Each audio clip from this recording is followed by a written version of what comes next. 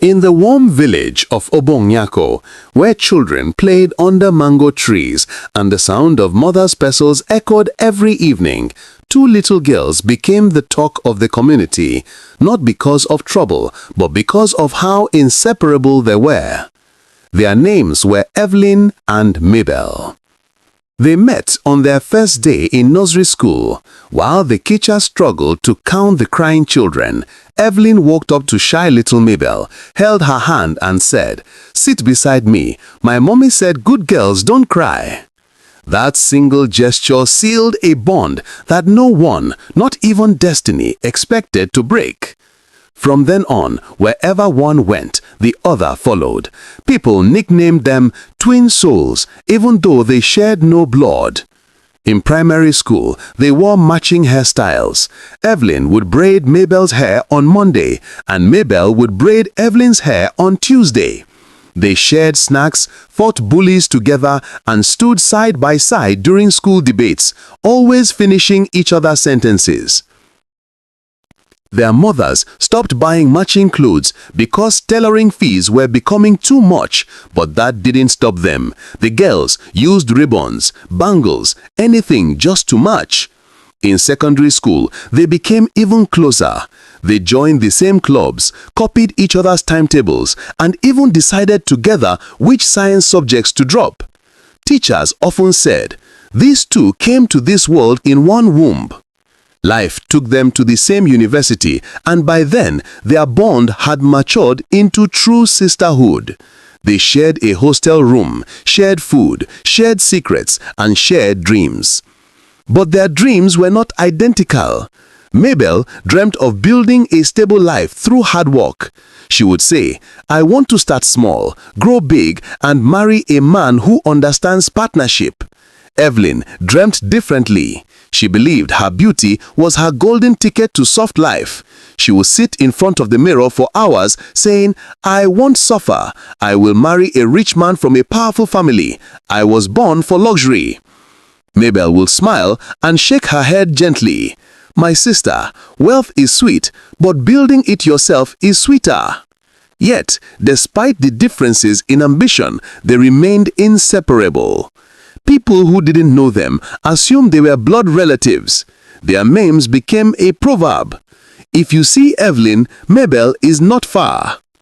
Little did the villagers know that this bond, so pure, so beautiful, would one day be tested by jealousy stronger than poison and dreams darker than night. Because sometimes the greatest betrayals do not come from strangers. They come from the hand that once wiped your tears. Graduation day felt like the beginning of a new world. With their certificates in hand, Evelyn and Mabel hugged tightly, dreaming about life after school. But life had plans of its own. Mabel plunged into the workforce immediately. She took intern jobs, volunteered at events, and managed small programs for little pay. She never complained. Every naira she earned was planned, saved, and invested. She was industrious, focused, and determined to build something meaningful. Evelyn, however, floated into this city lifestyle with confidence. She joined the Slay Queen circle. Always dressed in expensive wigs, acrylic nails, flawless makeup, and designer-looking outfits. She wasn't working, but she believed strongly that one day a rich man would pick her up and marry her into wealth. Her mantra was simple. "A rich man is looking for me. I just need to be visible." She spent her days taking pictures in restaurants, posting on Instagram, waiting for billionaire husbands to spot her glow. Meanwhile, Mabel spent her days attending meetings, networking, and losing sleep to build her future. Gradually, their paths drifted. Not out of hatred, but out of lifestyle differences. Evelyn would visit Mabel and complain. Mabel, you're suffering too much. Why are you walking like this? See me, I need soft life. I can't stress. Mabel would smile and reply, Sister, build first. Comfort will follow. But Evelyn didn't want to build. She wanted to enjoy. Their bond was still there, but the closeness was no longer perfect. Mabel had little time for nightlife, and Evelyn had little patience for hustle. And that small gap created room for envy. Unseen, silent, but growing. Little did Evelyn know that while she was searching for wealthy men, fate was preparing someone entirely unexpected for Mabel. Someone whose presence would spark the jealousy that would turn friendship into poison. The separation had begun, and destiny was shifting. Today morning, Mabel was coordinating a high-profile corporate event. She had risen through the ranks and now managed events professionally, organizing decor, sound, lights, guest lists, and vendors. It was at this event that her life changed forever. While supervising the stage, she bumped into a tall, handsome man in an impeccably tailored suit who smelled like wealth and elegance. He steadied her with a warm smile. "I'm so sorry," she said shyly. "No, I should be the one apologizing. I wasn't looking." He introduced himself. "My name is Emmanuel Udo." Mabel's heart nearly stopped. The name was widely known, son of a prominent businessman, owner of luxury hotels, villas, and fleets of cars. But Emmanuel wasn't arrogant. In fact, he kept staring at Mabel the whole evening, admiring her diligence. After the event, he walked up to her again. "You are one of the most hard-working women I've ever seen. I'd love to know you better." That was the beginning. Their love blossomed fast. Emmanuel would send chauffeur-driven cars to pick her up. He bought her flowers, sent her sweet notes, and treated her with the honor she had always prayed for. He showed her his world, mansions with marble floors, chandeliers that glittered like stars, and cars that looked like they came out of movies. But Mabel always remained humble. Within a year, Emmanuel asked for her hand in marriage. It was the wedding of the century. Guests whispered. Photographers struggled for space. The hall glittered. Mabel looked like a queen dressed in white.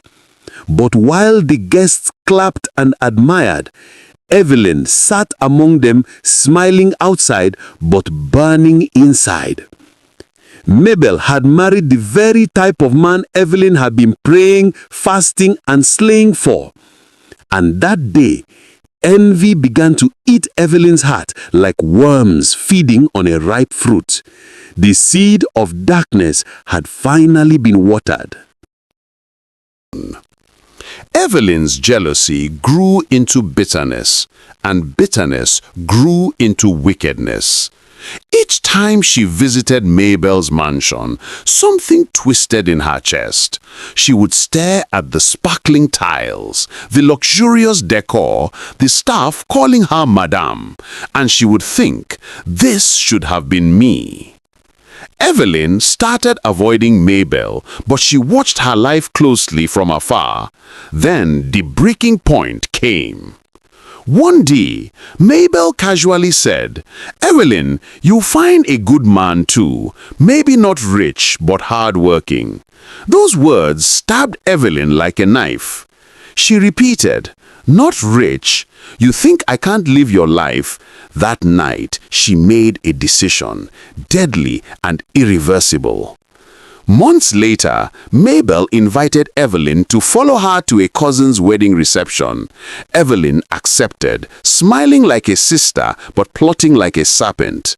At the event, she bribed the chef to lace Mabel's food with poison. The plan executed flawlessly. Minutes after eating, Mabel felt dizzy. Evelyn offered to help her get to her car. Mabel drove off struggling to breathe, and that was the last time anyone saw her. Hours later, her empty car was found by the roadside. Mabel was declared missing, but Evelyn already knew she was dead. She cried loudly, rolled on the floor, and wailed like a widow, acting so well that even Emmanuel consoled her. As weeks passed, Evelyn slowly moved into Mabel's home to help Emmanuel heal. Soon, she became his new wife. But her dream life quickly became a nightmare. Emmanuel never touched her lovingly. He never smiled at her. He never gave her money. He barked at her for mistakes. Sometimes he hit her. Sometimes he ignored her entirely. The mansion she envied became a cage of misery. Meanwhile, unknown to the entire world, Mabel was alive, barely. A stranger had rescued her and rushed her to the hospital, where she remained in coma. While Evelyn enjoyed her stolen life, Mabel fought for her real one. 7 months later, destiny opened its eyes.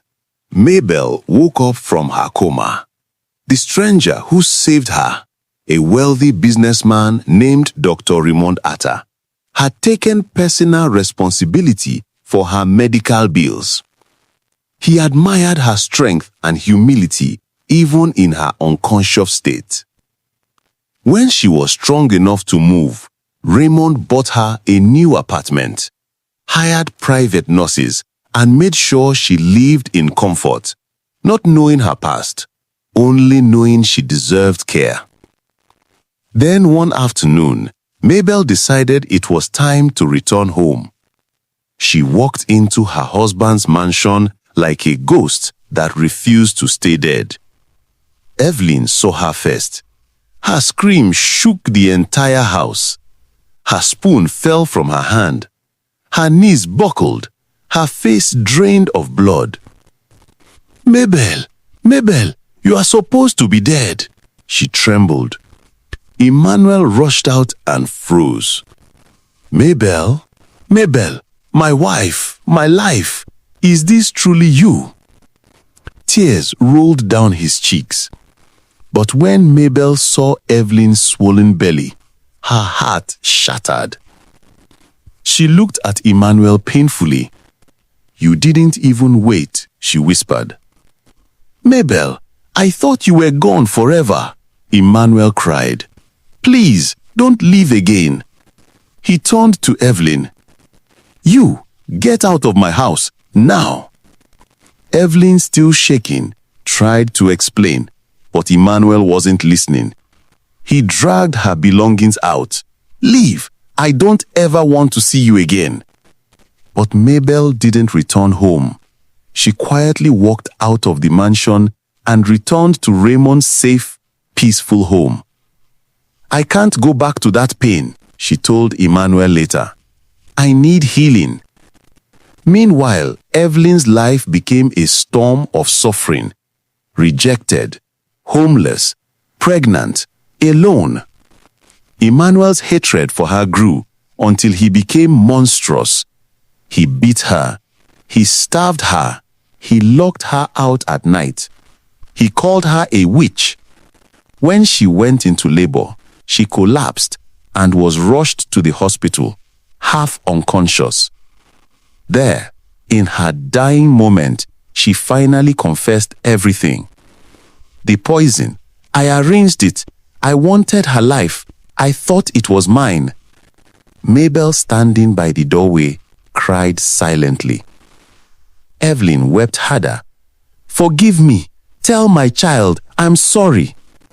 The truth spilled like dirty water that had been hiding in the dark. And the elders of Obonko said, "When you envy another person's destiny, you swallow poison meant for yourself."